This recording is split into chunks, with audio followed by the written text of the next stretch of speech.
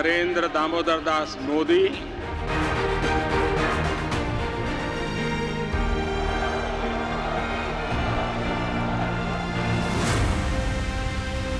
এই কাহিনী এনে এগৰাকী বিশাল ব্যক্তিত্বৰ অধিকাৰীৰ কাহিনী, যি বিশ্বৰ অন্যতম শক্তিশালী নেতা। এই কাহিনী সেইগৰাকী ৰাজনীতিকৰ, যিগৰাকী বিশ্বৰ বৃহত্তম গণতন্ত্ৰৰ সবাতোকৈ জনপ্ৰিয় প্ৰধানমন্ত্ৰী। আজি সেইগৰাকী ব্যক্তিৰ বিষয়ে ক'ব খুজিছোঁ, যিগৰাকীয়ে 130 কোটি দেশবাসীৰ জীৱনৰ মান উন্নত কৰা আৰু মানৱতাৰ সেৱাৰ অৰ্থে সংকল্প গ্ৰহণ কৰিছে। नरेंद्र दामोदर दास मोदी ईश्वर की शपथ लेता हूं। এয়া নৰেন্দ্ৰ মোদীৰ জীৱন সংগ্ৰাম, সপোন আৰু সমৰ্পণৰ কাহিনী। সেই মহান ব্যক্তিত্বৰ বাবে সেৱাই একমাত্ৰ ধৰ্ম।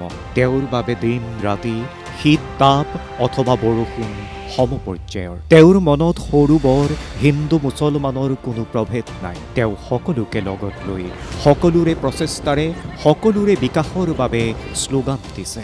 आज लाल किले की प्राचीर से आह्वान कर रहा हूं, सबका साथ, सबका विकास, सबका विश्वास और अब सबका प्रयास हमारे हर लक्ष्यों की प्राप्ति के लिए बहुत महत्वपूर्ण है। গুজৰাটৰ বদনগৰৰ আলিবাটৰ পৰা নৰেন্দ্ৰ মোদীৰ যাত্ৰা আৰম্ভ হৈছে। रेलवे से रॉयल पैलेस जिंदगी का रास्ता बड़ा कठिन होता है।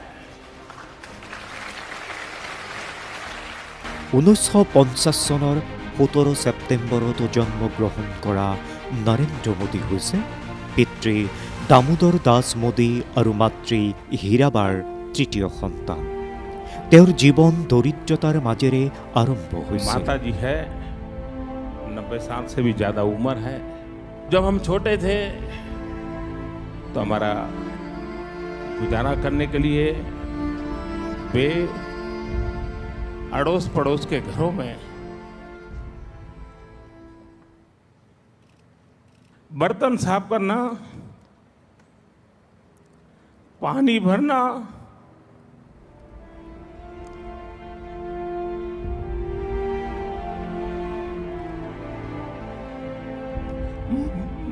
मजदूरी कर रहा।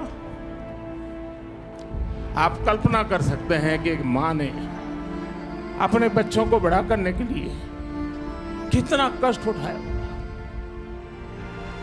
हम तो गरीब के घर पैदा हुए हैं, हमने गरीबी देखी है, हम गरीबी में पले हैं भाइयों। वे तो सोने का चम्मच लेकर के पैदा हुए हैं, हम चाय बेचते बेचते आपके पास आए। বিদ্যালয়ৰ পিছত নৰেন্দ্ৰ মোদীয়ে ওচৰৰে ৰেল ষ্টেচনত থকা পিতৃৰ চাহৰ দোকানতো কাম কৰিছিল। लोकतंत्र में अगर जनता जनार्दन जो ईश्वर का रूप है वो फैसला कर ले, फिर एक चाय बेचने वाला भी उनका प्रतिनिधि बनकर के रॉयल पैलेस में हाथ मिला सकता है। মাত্ৰ 17 বছৰ বয়সত নৰেন্দ্ৰই ঘৰ এৰি দেশ ভ্ৰমণৰ সিদ্ধান্ত লয়। কেতিয়াবা তেওঁ হিমালয়ত আশ্ৰয় লৈছিল, কেতিয়াবা আশ্ৰমত থাকি সেৱা আগবঢ়াইছিল। দেশৰ সেৱাত নিজকে সমৰ্পিত কৰিবলৈ তেওঁ ৰাষ্ট্ৰীয় স্বয়ংসেৱক সংঘত যোগদান কৰে। 1973 চনত গুজৰাটত হোৱা নৱনিৰ্মাণ আন্দোলনত নৰেন্দ্ৰ মোদীয়ে বিশেষ ভূমিকা পালন কৰিছিল, যাৰ কাৰণে সেই সময়ৰ কংগ্ৰেছৰ মুখ্যমন্ত্ৰীগৰাকীয়ে পদত্যাগ কৰিব লগা হৈছিল। জৰুৰীকালীন অৱস্থাৰ সময়ত নৰেন্দ্ৰই দেশৰ আগশাৰীৰ নেতাসকলৰ সৈতে কাম কৰাৰ সুযোগ লাভ কৰে। 1975 25 जून वो ऐसी काली रात थी जो कोई भी लोकतंत्र प्रेमी भुला नहीं सकता है, कोई भारतवासी भुला नहीं सकता है। एक प्रकार से देश को जेल खाने में बदल दिया गया था, विरोधी स्वर को दबोच दिया गया था। जयप्रकाश नारायण सहित देश के गणमान्य नेताओं को जेलों में बंद कर दिया था। न्याय व्यवस्था भी आपातकाल के उन भयावह रूप की छाया से बच नहीं पाई थी। अखबारों को तो पूरी तरह बेकार कर दिया गया था।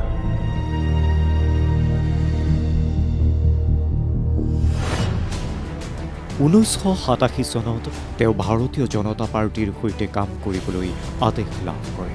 অৱশ্যে এয়া তেওঁৰ যাত্ৰাপথৰ এটা সৰু কেঁকুৰিহে আছিল। বিজেপিৰ শ্ৰেষ্ঠতম সংগঠকৰ পৰা শাসন কলাত দেশৰ ভিতৰতে নিপুণ কলাকাৰৰ ৰূপত উত্থান ঘটা নৰেন্দ্ৰ মোদীৰ অতুলনীয় সাহস আৰু দৃঢ় সংকল্পৰ এটা কাহিনী আছে। नरेंद्र दामोदर दास मोदी 2001 চনৰ অক্টোবৰত নৰেন্দ্ৰ মোদীয়ে গুজৰাটৰ মুখ্যমন্ত্ৰী হিচাপে শপত গ্ৰহণ কৰে। स्थापित भारतना के कायदाથી સ્થાપિત ભારતના संविधान प्रत्यय સંવિધાન પ્રત્યે নৰেন্দ্ৰ মোদীয়ে কৃষি উদ্যোগ আৰু পৰিসেৱাৰ মাধ্যমেৰে গুজৰাটত সফলতাৰ কাহিনী ৰচিছিল। তেওঁৰ কাৰ্যকালত গুজৰাটৰ কৃষিক্ষেত্ৰ 10% বৃদ্ধি হয়।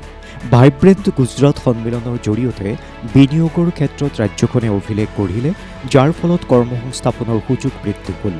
তেওঁৰ নেতৃত্বত গুজৰাট মজলীয়া আৰু ক্ষুদ্ৰ উদ্যোগৰ বাবে সৰ্বোত্তম স্থান হিচাপে পৰিগণিত হ'ল। ভূমিকম্পত বিধ্বস্ত হোৱা কচ্ছৰ পুনৰ নিৰ্মাণৰ উদাহৰণ আন্তঃৰাষ্ট্ৰীয় পৰ্যায়ত আজিও দিয়া হয়। मित्रों, हम हर आफत को अवसर में पलटने के सपने क्यों नहीं देखते? और अगर हम आफत को अवसर में, मैं अपना गुजरात का इंसिडेंट बताता हूं। मेरा इतना बड़ा भयंकर भूकंप हुआ था। मित्रों, उस भूकंप के बाद हम लोगों ने जो काम किया है और जिस प्रकार से उसको इंस्टीट्यूशनलाइज किया है और जिस प्रकार से डिजास्टर मैनेजमेंट के लिए पूरे देश के लिए एक मॉडल के रूप में काम किया है। आपत्ति बड़ी भयंकर थी, लेकिन उस आपत्ति से उसको अवसर में पलट करके हमारे देश में आपत्तियां होगी, सबसे पहले तय करेगा हमें उसको अवसर में पलटना है। 2001 চনৰ পৰা 2014 চনৰ সময়ছোৱাত নৰেন্দ্ৰ মোদী কেৱল দেশৰ ভিতৰতে সৰ্বশ্ৰেষ্ঠ প্ৰশাসক আৰু মুখ্যমন্ত্ৰী হিচাপে প্ৰশংসিত হোৱাই নহয়, এগৰাকী বিকাশ পুৰুষ হিচাপেও প্ৰতিষ্ঠিত হয়। 2014 চনৰ সাধাৰণ নিৰ্বাচনৰ পূৰ্বে দেশে এগৰাকী প্ৰগতিশীল নেতাক বিচাৰিছিল। প্ৰয়োজন আছিল এনে এগৰাকী প্ৰশাসকৰ যি দুৰ্নীতিক প্ৰতিহত কৰে, যি দেশক বিচ্ছিন্নতাবাদ আৰু সন্ত্ৰাসবাদৰ পৰা মুক্তি দিব পাৰে। বিজেপিয়ে নৰেন্দ্ৰ মোদীক প্ৰধানমন্ত্ৰী পদৰ প্ৰাৰ্থী হিচাপে মনোনীত কৰিলে। উন্নয়নৰ ক্ষেত্ৰত গুজৰাট মডেল দেশবাসীৰ চকুৰ সন্মুখত আছিল। इस बार के चुनाव में एनडीए 300 से ज्यादा सीट पाएगी और स्पष्ट बहुमत के साथ भारतीय जनता पार्टी के नेतृत्व में एनडीए की सरकार होगी और श्री नरेंद्र मोदी देश के अगले प्रधानमंत्री होंगे। নৰেন্দ্ৰ মোদী দেশৰ একমাত্ৰ নেতা যি জনসাধাৰণৰ সৈতে ৰাজনৈতিক সম্পৰ্কৰ সমান্তৰালভাৱে আৱেগিক সম্পৰ্ক স্থাপন কৰিছে।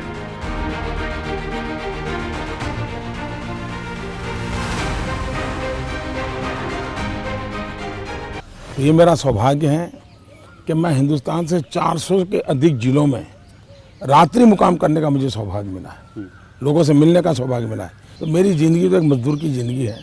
मैं मजदूर की तरह ही जिया हूँ। जब तक ये शरीर मदद करें, मजदूर की तरह ही जीना है और हिंदुस्तान का मजदूर नंबर 1 कहलाने का मुझे आनंद होगा।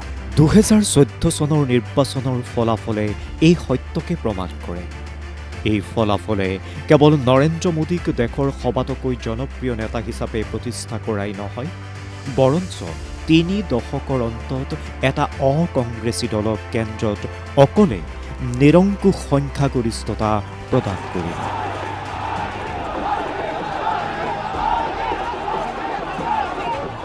গণতন্ত্ৰৰ পবিত্ৰতম মন্দিৰত শিৰ নত কৰি তেওঁ বাৰ্তা দিলে যে গণতান্ত্ৰিক মূল্যবোধ তেওঁৰ বাবে সৰ্বাধিক গুৰুত্বপূৰ্ণ।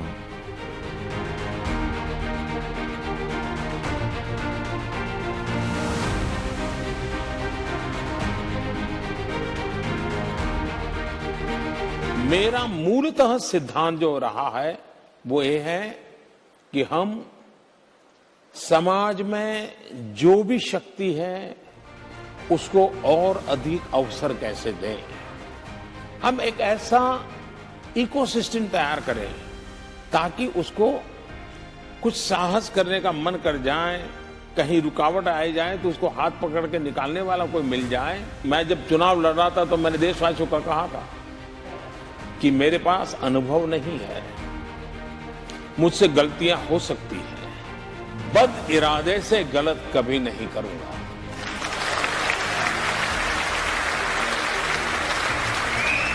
তেওঁ ঠেক গণ্ডিৰ পৰা আঁতৰি আহি সমাজৰ পৰিৱৰ্তন কৰিব বিচাৰিছে। মহিলা বা দৰিদ্ৰ, কৃষক অথবা যুৱ প্ৰজন্ম সকলোৰে কল্যাণৰ বাবে প্ৰধানমন্ত্ৰীগৰাকী অক্লান্তভাৱে এটাৰ পাছত আনটো সিদ্ধান্ত গ্ৰহণ কৰিছে, যিবোৰ ভৱিষ্যতৰ ভাৰতৰ বাবে শক্তিশালী ভেটি হৈ উঠিছে।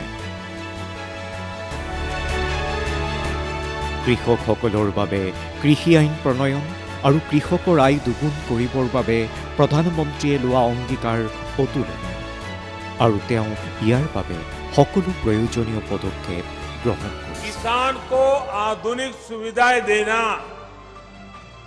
छोटे किसानों को संगठित करके उनको बड़ी ताकत बनाना, किसानों की आय बढ़ाने के प्रयास निरंतर जारी है।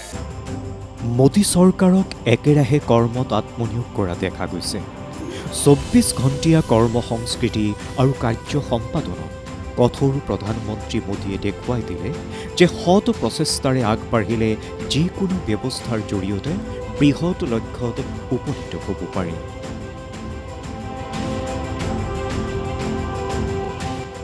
मेरी सरकार का एक ही धर्म है, इंडिया फर्स्ट। मेरी सरकार का एक ही धर्म है, भारत का संविधान। मेरी सरकार की एक ही भक्ति है, भारत भक्ति।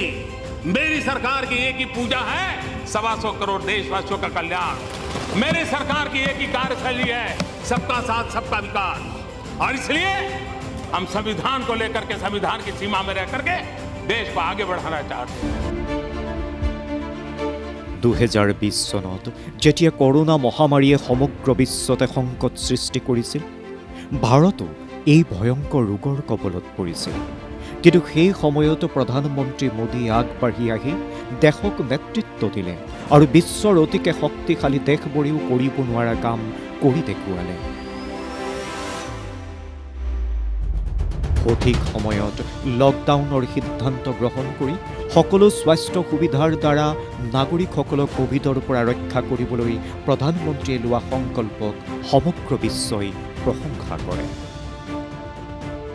आज भारत दुनिया के उन देशों में से है जो अपने ज्यादा से ज्यादा नागरिकों का जीवन बचाने में सफल रहा।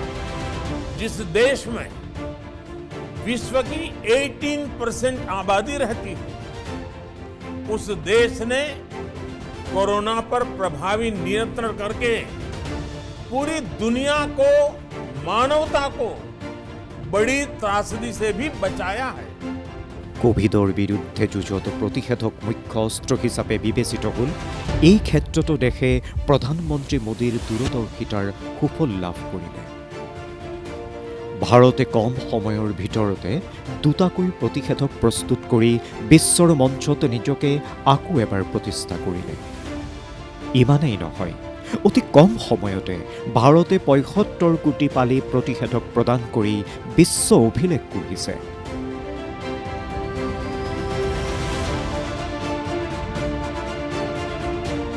৭ বছৰৰ ভিতৰত ১৫০ৰো অধিক কাৰ্যসূচী আৰু যোজনা গ্ৰহণ কৰা হৈছে।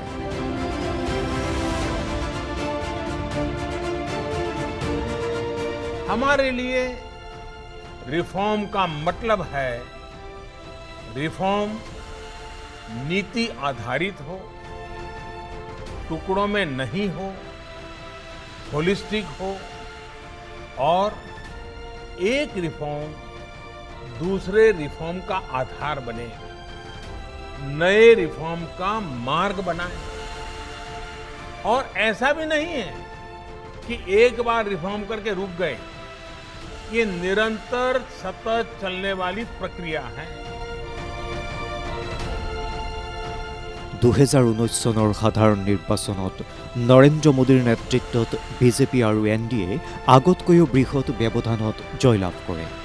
ইয়াৰ আটাইতকৈ ডাঙৰ কাৰণ আছিল সবকে সাথ সবকা বিকাশ আৰু সবকে বিশ্বাস মন্ত্ৰ।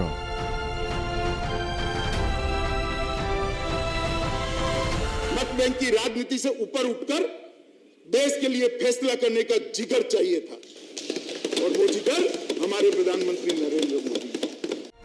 370 নম্বৰ অনুচ্ছেদ বাতিলৰ বাবে সংসদৰ অনুমোদন লাভ কৰাৰ পূৰ্বে দেশৰ নেতৃত্বই এনে সিদ্ধান্ত ল'ব পাৰিব বুলি কোনেও কল্পনাই কৰা নাছিল। आर्टिकल 370 और 35A ने जम्मू कश्मीर को अलगाववाद, आतंकवाद, परिवारवाद और व्यवस्थाओं में बड़े पैमाने पर फैले भ्रष्टाचार के अलावा कुछ नहीं दिया। কিন্তু মোদী চৰকাৰে নিজৰ দ্বিতীয় কাৰ্যকালৰ এই বৃহৎ সিদ্ধান্তৰ সৈতে যিদৰে মোকাবিলা কৰিলে, সকলো আশংকা নোহোৱা কৰিলে, তাৰ পাছত সকলোৱে এটাই কথা ক'বলৈ ধৰিলে, মোদী থাকিলে সকলো সম্ভৱ।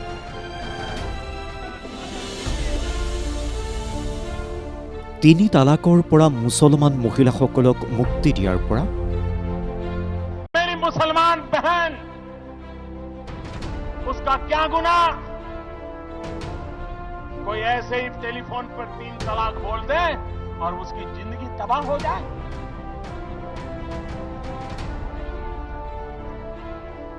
क्या मुसलमान बेटियों के हकों की रक्षा होनी चाहिए कि नहीं होनी चाहिए? क्या मुसलमान माताओं बहनों को रक्षा मिलनी चाहिए कि नहीं मिलनी चाहिए? क्या मुसलमान बहनों को समानता का अधिकार मिलना चाहिए कि नहीं मिलना चाहिए? জম্মু কাশ্মীৰত 35ক অনুচ্ছেদ বাতিলকৰণ আদি সিদ্ধান্তৰে মোদী চৰকাৰৰ দ্বিতীয় কাৰ্যকাল আৰম্ভ হয়।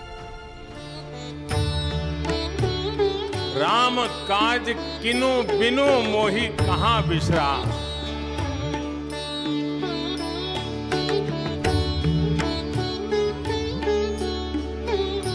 সেইদৰে ৰাম জন্মভূমি বিতৰ্কৰ শান্তিপূৰ্ণ সমাধান কেৱল এটি বিতৰ্কৰ সমাধানেই নহয়, ভাৰতৰ উন্নত ভৱিষ্যতৰ এক প্ৰধান কাৰক হিচাপেও বিবেচিত হয়। ये मंदिर करोड़ों करोड़ लोगों की सामूहिक संकल्प शक्ति का भी प्रतीक बनेगा। ये मंदिर आने वाली पीढ़ियों को आस्था, श्रद्धा और संकल्प की प्रेरणा देता रहेगा।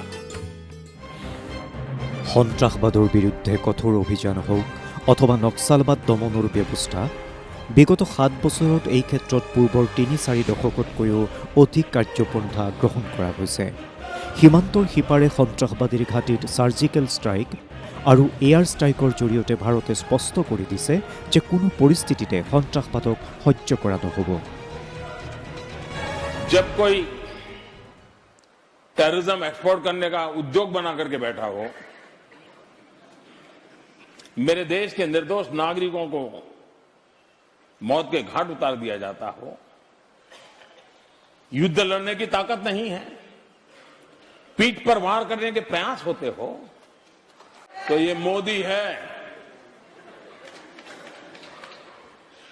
उसी भाषा में जवाब देना जानता है।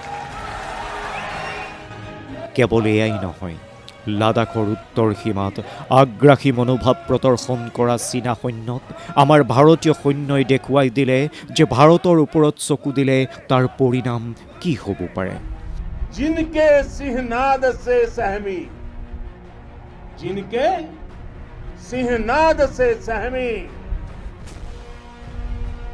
धरती रही अभी तक डोल। कलम आज उनकी जय बोल, कलम आज उनकी जय बोल। भारत माता की, भारत माता की, वंदे वंदे। বিভিন্ন আন্তৰ্জাতিক সংস্থাসমূহে স্বীকাৰ কৰিছে প্ৰধানমন্ত্ৰী নৰেন্দ্ৰ মোদীৰ নেতৃত্বত ভাৰতৰ পৰা অভিলেখ হাৰত দৰিদ্ৰতা হ্ৰাস পাইছে। দৰিদ্ৰজনৰ কল্যাণাৰ্থে কেন্দ্ৰীয় চৰকাৰে গ্ৰহণ কৰা বিভিন্ন আঁচনিৰ ফলত এয়া সম্ভৱ হৈছে। আজি ভাৰতে বিশ্বৰ বৃহত্তম স্বাস্থ্য সেৱা কাৰ্যসূচী আয়ুষ্মান ভাৰত ৰূপায়ণ কৰিছে। 50 কোটিৰো অধিক ভাৰতীয়ক সামৰি লোৱা এই আঁচনিয়ে দৰিদ্ৰ আৰু নৱ মধ্যবিত্তসকলৰ বাবে উচ্চমানৰ আৰু সুলভ মূল্যৰ স্বাস্থ্য সেৱা সুনিশ্চিত কৰিছে। ठीक हुआ, काम अच्छा हुआ, अच्छा हो, संतोष है, संतोष। तुम खुश हो एकदम? पढ़ाई करोगे, खेलोगे, बहुत खेलोगे, हैं? কৰোনা মহামাৰীৰ সময়ছোৱাত প্ৰধানমন্ত্ৰী গৰীব কল্যাণ যোজনাৰ জৰিয়তে 80 কোটিৰো অধিক লোকক বিনামূলীয়াকৈ ৰেচন প্ৰদান কৰা অথবা দৰিদ্ৰ পৰিয়াল, কৃষক, শ্ৰমিক আৰু মহিলাসকলক বিভিন্ন মাধ্যমেৰে আৰ্থিক সাহায্য দিয়া নাইবা কৰ্মসংস্থাপনৰ বিষয়ে গ্ৰহণ কৰা সিদ্ধান্তৰ জৰিয়তে সমাজৰ প্ৰান্তীয় লোকসকলৰ দুখ দুৰ্দশাৰ অৱসান ঘটাব বিচৰা হৈছে। आखिरकार सरकार किसके लिए? मैं स्पष्ट मानता हूं कि सरकार वो हो जो गरीबों के लिए सोचे, सरकार वो हो जो गरीबों को सुने, सरकार वो हो जो गरीबों के लिए जिए। সৰ্বাধিক প্ৰশাসন, ন্যূনতম চৰকাৰত বিশ্বাসী নৰেন্দ্ৰ মোদীয়ে জনসাধাৰণৰ অংশগ্ৰহণক তেওঁৰ নীতিসমূহৰ ভিত্তি কৰি লৈছে। প্ৰথমবাৰৰ বাবে স্বয়ং ভাৰতৰ প্ৰধানমন্ত্ৰীয়ে 2014 চনৰ 15 আগষ্টত স্বাধীনতা দিৱসৰ ভাষণত লালকিল্লাৰ ঐতিহাসিক প্ৰাচীৰৰ পৰা স্বচ্ছতাৰ বিষয়ে কথা কয়।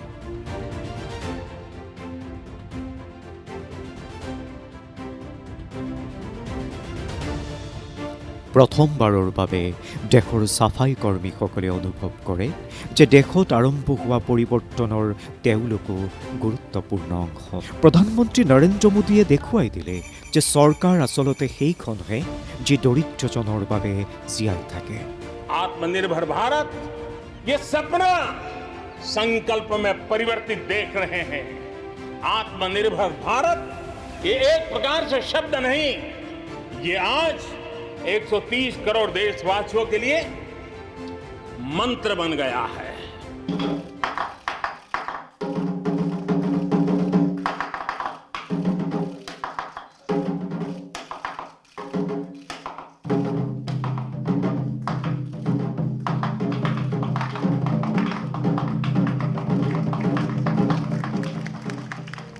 নৰেন্দ্ৰ মোদীৰ বৈদেশিক নীতিসমূহে বিশ্বৰ সৰ্ববৃহৎ গণতন্ত্ৰৰ প্ৰকৃত ক্ষমতা আৰু ভূমিকা উপলব্ধি কৰিছে।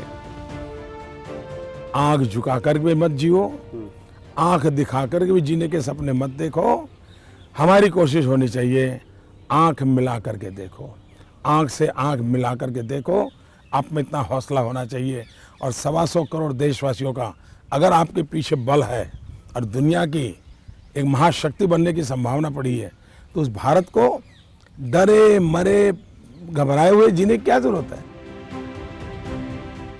আন্তঃৰাষ্ট্ৰীয় যোগ দিৱস উদযাপনৰ ক্ষেত্ৰত নৰেন্দ্ৰ মোদীৰ আহ্বানৰ প্ৰতি ৰাষ্ট্ৰসংঘত অভূতপূৰ্ব সমৰ্থন দেখিবলৈ পোৱা যায়। आज विश्व मंच पर भारत की बात सुनी जाती है। इस विषय में भारत क्या सोचेगा, ये आज दुनिया को पहले सोचना पड़ता है।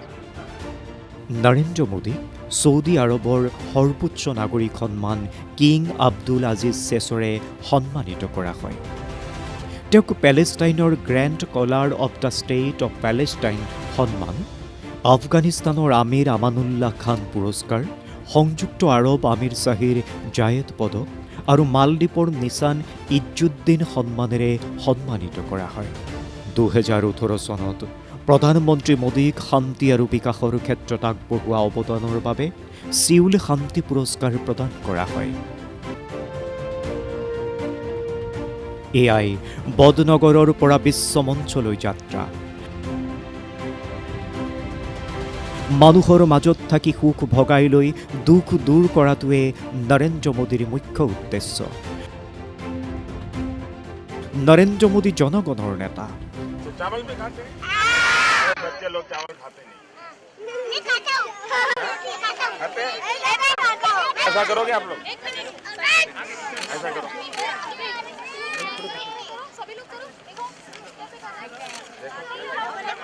दो हाथ से नहीं, एक ही हाथ से करो।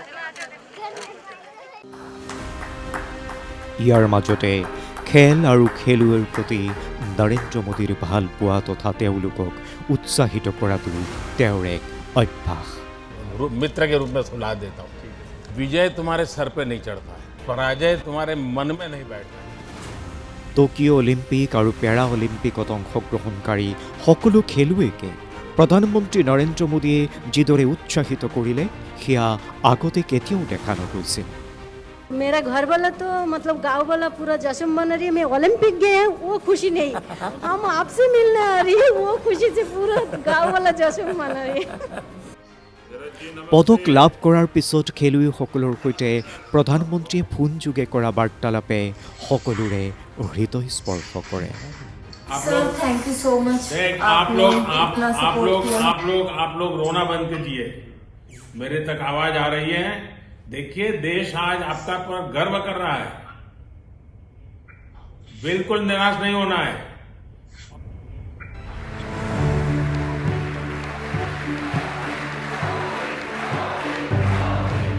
वो जो मुश्किलों का अंबार है, वो जो मुश्किलों का अंबार है, वही तो मेरे हौसलों की मीनार है। यही समय है, सही समय है, भारत का अनमोल समय है। असंख्य भुजाओं की शक्ति है, असंख्य भुजाओं की शक्ति है। हर तरफ देश की भक्ति है। तुम उठो, तिरंगा लहरा दो, भारत के भाग्य को फहरा दो, भारत के भाग्य को फहरा दो।